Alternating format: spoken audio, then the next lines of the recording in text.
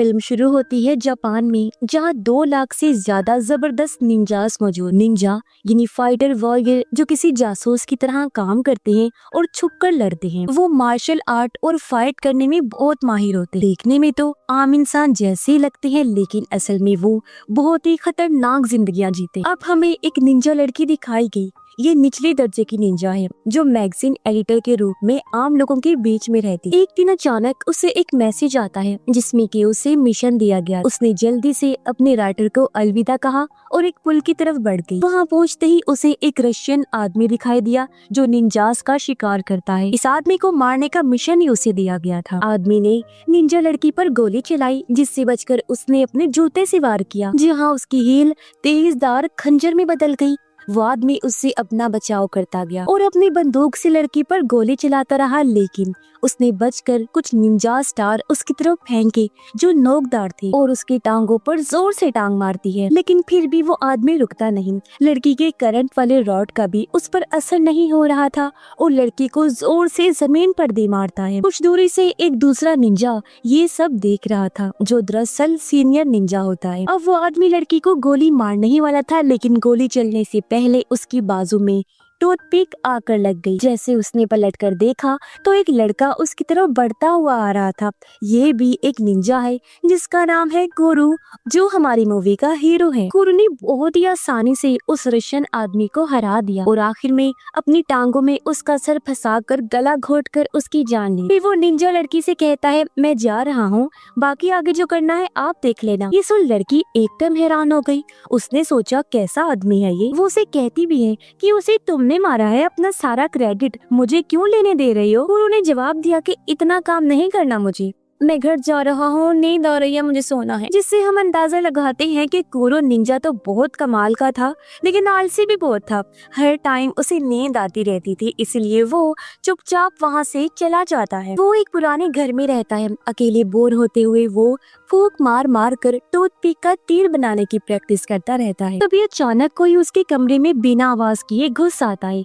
ये था senior Ninja जो उसे एक मिशन देने आया। दूसरी जंग के बाद कुछ बुरे निंजास ने मिलकर एक खतरनाक ग्रुप बनाया था जिसका नाम है अंडरग्राउंड निंजास। खुफिया जानकारी से पता चला है कि उन्होंने जोटन हाई स्कूल में घुसकर वहां पर कब्जा कर लिया है। ये स्कूल एक खास जगह पर बना है जहां पहले एक टूटा फूटा पुराना आर्मी स्कूल हुआ करता था, जहां अभी भी लड़ाई के वक्त के कुछ राज छुपे हुए हैं। गुरु को मिशन दिया जाता है कि उसे अंडरकवर जाकर उनके प्लान का पता लगाना है। उसके मिशन में मदद करने के लिए सीनियर निंजा ने उसे एक खास सूट दिया। इस सूट की मदद से वो गायब हो सकता था, लेकिन थोड़ा बहुत पूरा नहीं। जब कुरो इस सूट को चेक कर रहा था तभी टॉयलेट से उसकी दोस्त की आवाज आई जो टॉयलेट पेपर मांग रही थी। वो रोल बहुत दूर रखा हुआ था। उसने कुरो से कहा कि अगर मेरी तरफ देखा ना बच्चू तो बहुत मारूंगी, समझा। उसकी बात मानते हुए कुरो लड़की के ऊपर वाली दीवार पर चढ़कर टॉयलेट पेपर तक पहुंच जाता है, लेकिन आखिर में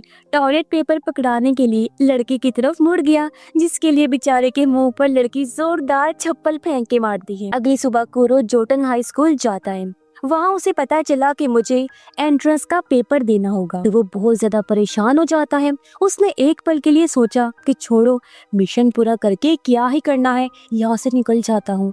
लेकिन फिर उसे सीनियर निंजा का डर सताने लगा। वो फिर सोचता है कि आखिर एंट्रेंस एग्जाम कैसे क्लियर करूँ। तभी उसका ध्यान नागुची नाम की लड़की पर गया जो एक स्टूडेंट थी और दोबारा से एग्जाम देने आई। क्लास में आने के बाद कुरो ने नीचे देखते हुए पूरी क्लास का एक चक्कर लगाया और फिर नागुची के पास जाकर बैठ जाता। उसे यकीन था कि निंजा ऑर्गेनाइजेशन के लोगों ने मेरे पास होने की तैयारी पहले से कर रखी हो। ये सही भी था, क्योंकि उन्होंने फर्श पर रंग बिरंगे चावल के दाने से आंसर की बनाई हुई। जैसे ही कुरो ने आंसर लिखने शुरू किए, नागुची जोर से चिल्लाई, क्योंकि उसे लगा कि फर्श पर पड़े वो चावल के दाने किसी तरह के कीड़े हैं। टीचर ने कहा कि अगर तुम्हें मसला है इनसे तो मैं साफ कर दूं क्या इनको, लेकिन कुरो ऐसा नहीं चाहता था। उसने सोचा कि भाई कुछ तो करना पड़ेगा। उसने जानबूझकर अपने इरेजर नीचे फेंकी और पेपर की बॉल बनाकर वो इरेजर उठाने के बहाने नीचे झुका और पेपर बॉल बड़ी सफाई से नागुची को दे मारी, जिसकी वजह से वो चिल्लाने लगी। कहती है, अभी किसी ने मुझे हाथ लगाया है। वो तो टीचर पर इल्जाम लगाने लगी कि सर ये आप है ना, आपको शर्म नहीं आई है करते हुए। लेकिन टीचर ने कहा, देख बच्ची, मेरे इतने लंबे हाथ तो है नहीं कि तुम्हें यहाँ से वहाँ इतनी दूर जाकर हाथ लगाऊं। उनकी बहस के बीच कुरो ने जल्दी से एक के बाद एक पेपर भरने शुरू कर, लेकिन इससे पहले वो मैथ का पेपर कर पाता, टीचर नागुची को संभालने के लिए उसकी तरफ बढ़ा और साथ ही पैर रख के वो चावल के दाने भी हिला दिए। अब कोई रास्ता था नहीं तो कुरो ने अपनी एक्टिंग की मदद ली और बैठे बैठे टॉयलेट वहीं कर देता है। फिर उसने रोना शुरू कर दिया कि मैं तो एग्जाम के लिए इतना डर गया था कि मैंने गलती से बहुत सारा पानी पी लिया। जिसके बाद टीचर ने उसे चुप करवाया और कहा कि देखो, एग्जाम तो सिर्फ नाम के लिए है, अगर तुम खाली शीट भी दोगे ना तब भी तुम्हें पास कर देंगी, ठीक है। जिससे वो शांत हो गया।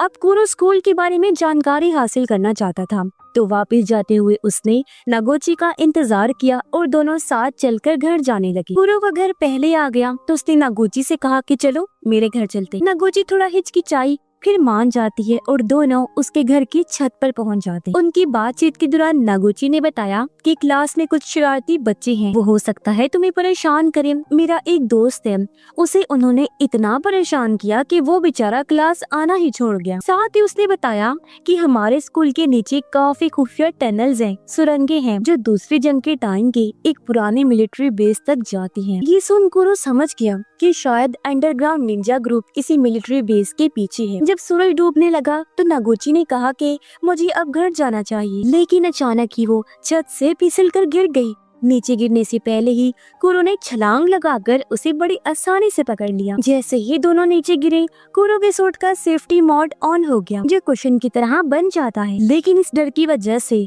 नागुची चिल्लाते हुए ही बेहोश हो गई। जिसके बाद कुरो उसे घर छोड़ाया। उसी रात कुरो एक लड़के को देखता है जो नागुची का ही दोस्त था।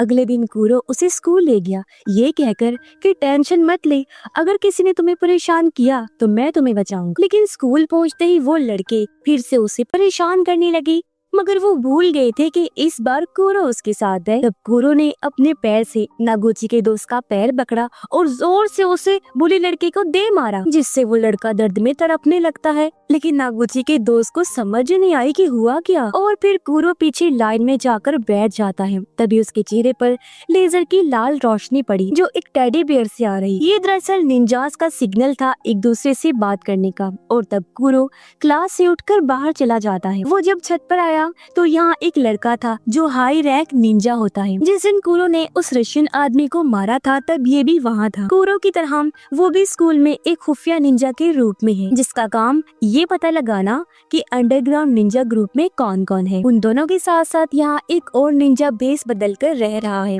जो स्कूल का डायरेक्टर है। वो कुरो को एक रूम में मिलने बुलाता है और फिर वहाँ से गायब हो गया। तभी कुरो ने देखा कि नागुची का दोस्त फिर से मुसीबत में फंस गया है। वो अपने जिस्म के ऊपर वाले हिस्से को बिल्कुल गायब करके वहाँ एक बॉक्स पहनकर उनके सामने चला गया। लड़कों ने जब उसे देखा तो समझ ही नहीं पाते कि आखिर ये है क्या। एक ने जैसे ही टांग मारी जानने के लिए कि आखिर ये कौन है, तब उल्टा वो खुद ही नीचे गिर गया। कुरो ने पहले उस लड़के को सबक सिखाया, फिर नागुची के दोस्त के पीछे खड़ा होके उसके हाथ पकड़ लिए। उसके हाथ से एक लड़के को जोरदार मुक्का मारा ताकि स्कूल में कुरो का नहीं बल्कि नागुची के दोस्त का नाम हो। इसके बाद कुरो डायरेक्टर से मिलने उस रूम में चला गया, लेकिन डायरेक्टर ने अचानक पीछे से एक तलवार निकाल ली और कुरो पर हमला कर दिया, क्योंकि वो दोनों एक दूसरे को अंडरग्राउंड निंजा ग्रुप का मेंबर समझ रहे थे। कुरो ने डायरेक्टर के हर एक वार का जबरदस्त जवाब दिया। जब उसे समझ आया कि डायरेक्टर अंडरग्राउंड निंजा ग्रुप से नहीं है तो उसने कहा, पीछे हट जाइए, क्योंकि हमारी सैटेलाइट आपके ऊपर निशाना बनाए हुए है। अगर मैं चाहूँ तो 1 सेकंड में आपको खत्म कर सकता हूँ। डायरेक्टर को लगा कि कुरो ऐसे लंबी लंबी फेंक रहा है, क्योंकि उस जैसे लो क्लास निंजा के पास सैटेलाइट का एक्सेस हो ही नहीं सकता। लेकिन तभी आसमान से सैटेलाइट ने हमला किया और लेजर बीम नीचे आई। डायरेक्टर की तलवार को सीधा बीच में से काट दिया जाता है, जिससे डायरेक्टर को समझ आ गया कि भाई कुछ भी हो जाए कुरो से पंगा बिल्कुल नहीं लेना। तब कुरो वहाँ से निकल जाता है। जैसे ही वो बाहर आया तो उसने देखा कि उसकी क्लास की सबसे मशहूर लड़की उसका इंतजार कर रही थी। वो कुरो को देखकर अजीब सा मुस्कुराती है और बिना कुछ कहे वहाँ से चली जाती है। उसी दौरान एक स्टोर का सीन दिखाया जाता है। जब एक कस्टमर बाहर निकला तो स्टोर का सेंसर वाला दरवाजा खुद ब खुद खुला और फिर बंद हो जाता है, जैसे कोई ना दिखने वाली चीज अंदर घुस आई हो, यानी इनविजिबल पावर, जिसका वजूद तो होता है लेकिन वो नजर नहीं आती। फिर कुछ देर बाद स्टोर का सामान अचानक गिरने लगता है। ये देखकर स्टोर में मौजूद औरत ने लड़ने की कोशिश की क्योंकि वो समझ गई थी और एक निंजा थी, लेकिन उस इनविजिबल आदमी ने तलवार मार कर उसे वहीं खत्म कर दिया। तभी निंजा लड़की को एक मैसेज मिला कि उसकी मास्टर को किसी ने मार दिया है। मास्टर दरअसल स्टोर वाली लेडी थी और तभी निंजा लड़की पर भी हमला हो जाता है,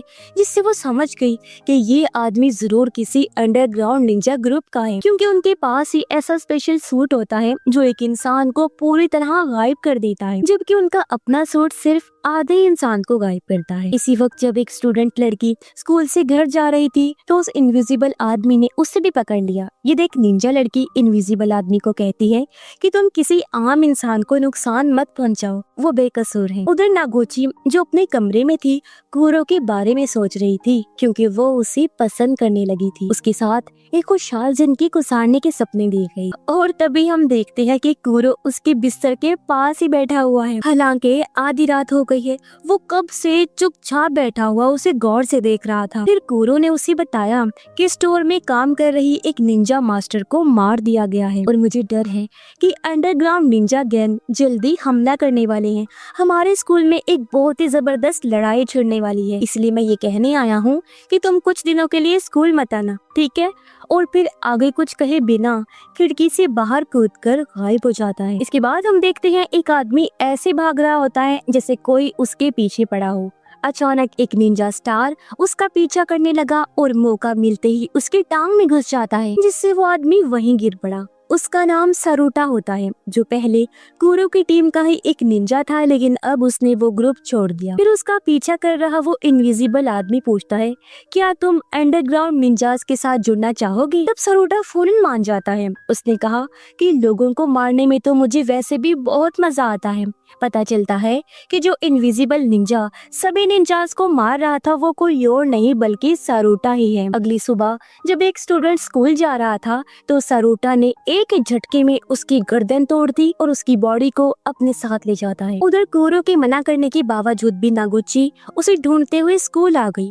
तभी स्कूल के डायरेक्टर ने उसे देख लिया। नागुची ने घबराहट में सब कुछ बता दिया कि कुरो ने मुझे बताया था कि स्कूल तबाह होने वाला है। डायरेक्टर समझ जाता है कि लड़ाई छिड़ने ही वाली है। उसने नागुची को एक अंगूठी देते हुए कहा कि ये कुरो को दे देना, उसे ढूंढने की कोशिश करो, ये बहुत जरूरी है। कुछ देर बाद सरूटा उस स्टूडेंट की बॉडी के साथ क्लास में पहुंचा। अभी भी उसे कोई देख नहीं पा रहा था और अचानक से वो बिना सर का जिस्म सबके बीच गिर जाता है। क्लास में भगदड़ मच गई और सरूटा एक के बाद एक स्टूडेंट को खत्म करने लगता है। कुछ स्टूडेंट कमरे से निकलने में कामयाब हो गए, लेकिन सरूटा अभी उनके पीछे ही था। जल्दी निंजा लड़की और हाई रैंक निंजा को खबर मिली कि अंडरग्राउंड निंजास का एक आदमी स्कूल में तबाही मचा रहा है। निंजा लड़की ने फिर वहां जाकर अपनी आंखों के सामने ये खून खराबा देखा। उसने अपनी बिजली वाली छड़ी निकाली तो किलर सरूटा ने अपना गायब होने वाला सूट उतार दिया, फिर मास्क भी हटा दिया और पूछता है, पहचाना मुझे? स्कूल में जब हम पढ़ते थे मैं तुम्हें बहुत ज्यादा प्यार करता था, लेकिन तुमने मेरे प्यार का मजाक बनाया और भाग गई थी, इसलिए अब मुझे तुम बिल्कुल भी पसंद नहीं हो। गुस्से और नफरत से भरे हुए सरूटा ने खुद को बिल्कुल नहीं रोका, उस पर हमला बोल दिया और अब दोनों खतरनाक तरीके से लड़ने लगते हैं, एक से बढ़कर एक। निंजा लड़की बहुत तेज थी, इसलिए वो जल्दी ही जीत के करीब आ गई, लेकिन उसने एक चीज पर ध्यान नहीं दिया कि सरूटा का सूट बिजली की वार को अपने अंदर समा सकता था, इसीलिए लड़की की बिजली वाली छड़ी का कोई असर ही नहीं होता। और अब जब निंजा लड़की हारने लगी तब एक आदमी छत से कूदकर अंदर आ जाता है। ये था सीनियर निंजा, जिसके सामने सरूटा का टिक पाना लगभग नामुमकिन था। ये बात उसे भी अच्छे से पता थी, इसीलिए उसने अपना मास्क पहना और चुपचाप गायब हो जाता। लेकिन सीनियर निंजा को इस बात से कोई फर्क नहीं पड़ता। उसने बिजली की रफ्तार से अपनी बाजू में एक कट मारा और सरूटा की तरफ अपना खून फेंका ताकि उसके सूट पर खून के निशान लगे और उसका गायब जिस्म फिर से दिखने लगी। सीनियर ने उस पर अपनी तलवार से अटैक किया, लेकिन सरूटा का एडवांस सूट गुब्बारे की तरह फूलकर उसे बचा लेता है और सरूटा मौका देखकर वहां से भाग निकलता है।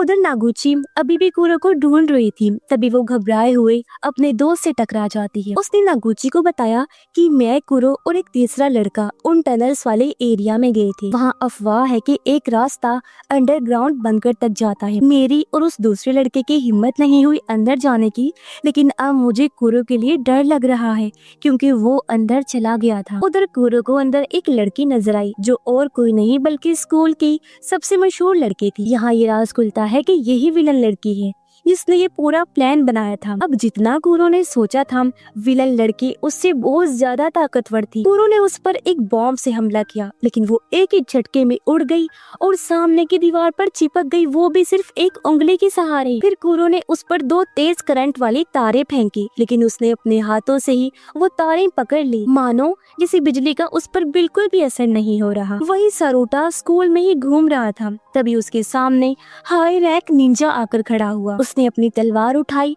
और बहुत ही ज्यादा फुर्ती से सारूटा का मुकाबला करने लगा। हाई रैंक निंजा ने बड़ी चालाकी से जमीन पर कांच बिखेर दिया, जिससे कि अब उसे पता चल रहा था कि सारूटा कहाँ है। साथ ही उसका वो टेडी बियर भी सारूटा की लोकेशन पिन पॉइंट करने में कामयाब हो जाता है, जिससे उसने सारूटा को एक दीवार से लगा दिया। अब कुछ ही पलों में सैटेलाइट के हमले से सारूटा मार दिया जाता है, लेकिन ऐन वक्त पर वो वहाँ से बच निकलता है। हाई रैंक निंजा उसके पीछे भागा और उसने छत पर सारूटा को पकड़ लिया। अपनी तलवार की वार से सारूटा पर जबरदस्त हमला किया, लेकिन वहाँ सिर्फ सारूटा का सूट होता है और तभी वो पीछे से अचानक उस पर हमला कर देता है। इस अचानक हुए हमले से हाई रैंक निंजा ने बचने की कोशिश की, लेकिन उसकी तलवार 2 हिस्सों में टूट जाती है। अब हालांकि वो एक बेहतरीन फाइटर जरूर था, लेकिन अंडरग्राउंड निंजास के हथियार ज्यादा ताकतवर थे और इस लड़ाई में उसके कंधे पर खतरनाक चोट लग जाती है। वो जख्मी हालत में था, बहुत घबरा रहा था। उसके पास अपनी आधी तलवार से बचाव करने के अलावा कोई दूसरा चारा नहीं था। वो हारने वाला तो बिल्कुल भी नहीं था। उसकी किस्मत अच्छी भी थी क्योंकि तभी यहाँ सीनियर निंजा ने आकर बाजी पलट दी। उसने अपनी तलवार को सारूटा के जिस्म के पार करके उसका खेल इधर ही खत्म कर दिया, जिससे आखिर हाई रैंक निंजा की जान बच जाती। नीचे सुरंग में कुरो लड़ाई में हार रहा था। उसे समझ आ गया था कि मेरे लिए विलन लड़की को हराना लगभग नामुमकिन है क्योंकि उसके पास बहुत ज्यादा पावर थी। लेकिन कुरो ये जरूर जानना चाहता था कि वो आखिर चाहती क्या है और ये सब क्यों कर रही है। फिर फाइनली विलन लड़की सच बता देती है कि मैंने जानबूझकर बाहर जाकर झूठ फैलाया ताकि सभी निंजास को स्कूल तक ला सकूं। इससे निंजास लेजर सैटेलाइट को एक्टिवेट कर देंगे और मैं उस सैटेलाइट की लोकेशन का पता लगा लूंगी। फिर हैक किए हुए डेटा का इस्तेमाल करके उन्होंने सैटेलाइट का पता भी लगा लिया और अब उनका एक आदमी उस सैटेलाइट के पास पहुंच चुका था। उनके पास 100 स्पेशल सूट भी थे जो स्पेस में भी काम करते। उधर विलन लड़की ने कुरो पर एक खतरनाक हमला किया। उसकी जबरदस्त ताकत के सामने कुरो लगातार बस अपना बचाव ही कर रहा था, लेकिन असल में वो सिर्फ टाइम पास कर रहा था क्योंकि उसे उम्मीद थी कि कहीं से मेरे दोस्त आ जाएं और मुझे बचा लें। और तभी वहाँ नागुची अपने दोस्त के साथ आ गई। नागुची ने कुरो को वही अंगूठी दी जो डायरेक्टर ने उसे कुरो को देने के लिए कहा था। कुरो ने अंगूठी पहनी और उसके एंटीना को ऑन करता है। तभी एक ड्रोन तलवार लेकर वहाँ आ जाता है। कुरो वो तलवार उठाता है और पैर से धूल उड़ाकर विलन लड़की की तरफ फेंकता है। फिर मौका देखकर वार कर दिया और दोबारा से दोनों डट कर एक दूसरे का सामना करने लगते। लेकिन कुरो समझ गया कि विलन लड़की के ऊपर सीधा वार करना बेवकूफी है। उसे चकमा देकर अचानक अटैक करना होगा। उसका गायब कर देने वाला सूट भी अब किसी काम का नहीं था क्योंकि वो सिर्फ आधा जिस्म का हिस्सा गायब कर सकता था। सूट एक्टिवेट करने के बावजूद भी विलन लड़की उसे देख पा रही थी। कुरो ने अपने दिमाग में कई सारे आइडियाज सोचे कि अगर मैं ऐसे लड़ूं तो क्या होगा, वैसे लड़ूं तो क्या होगा। उसने अलग अलग तरह से चकमा देते हुए वार किया भी, लेकिन हर बार वो हार रहा था। आखिरकार उसे समझ आ जाती है कि मैं इस तरह नहीं जीत पाऊंगा। उसके पास एक ही तरीका था विलन लड़की को हराने का। उसने जबरदस्त टेक्निक से सीधा हमला शुरू किया और वो अपनी जान की परवाह ना करते हुए आगे बढ़ जाता है, जिसके बाद उसकी तलवार विलन लड़की के आर पार हो गई। लेकिन अफसोस के साथ उसकी भी तलवार कुरो के आर पार हो जाती है। उसने विलन लड़की को धक्का देकर तलवार खींच ली और वो वहीं मारी जाती है। कुरो पहले ही अपनी पूरी हद तक पहुंच चुका था। वो लड़खड़ाता हुआ अब जख्मी होकर नीचे नीचे गिर पड़ा। नगुची ने जल्दी से उसे उठाया और दोनों वहाँ से निकलने लगते हैं। अंडरग्राउंड निंजा ग्रुप का वो आदमी सैटेलाइट के अंदर घुस गया था और उसने सिस्टम में वायरस अपलोड कर दिया, जिसके बाद पूरा लेजर सिस्टम उनके कंट्रोल में आ चुका था। जैसे उसने डायल घुमाया, वहाँ पावर की लेवल को हद से बढ़ा दिया गया और लेजर के टारगेट पर स्कूल को सेट कर दिया जाता है। इसलिए साइज बढ़ाकर हमला करने की वजह से पूरा स्कूल तबाह होना शुरू हो जाता है। सब कुछ तहस नहस हो रहा था और बाहर निकलने का रास्ता भी बहुत दूर था। नागुची और कुरो भी बाहर निकलने की कोशिश कर रहे थे, लेकिन कुरो बुरी तरह से जख्मी था। उसे समझ लग चुकी थी कि मैं जिंदा नहीं बच पाऊंगा, इसीलिए उसने अपना गायब होने वाला सूट उतार कर नागुची पर डाल दिया। सारा मलबा इन दोनों के ऊपर गिरने लगता है। कुछ देर बाद का सीन हम देखते हैं जहाँ नागुची वहाँ से बाहर निकल आई, क्योंकि उस खास सूट ने उसकी जान बचा ली थी। लेकिन बेचारे कुरो ने दुनिया को बचाने के लिए अपनी जान की कुर्बानी दे दी। और इसी के साथ ये फिल्म इधर ही खत्म हो जाती है।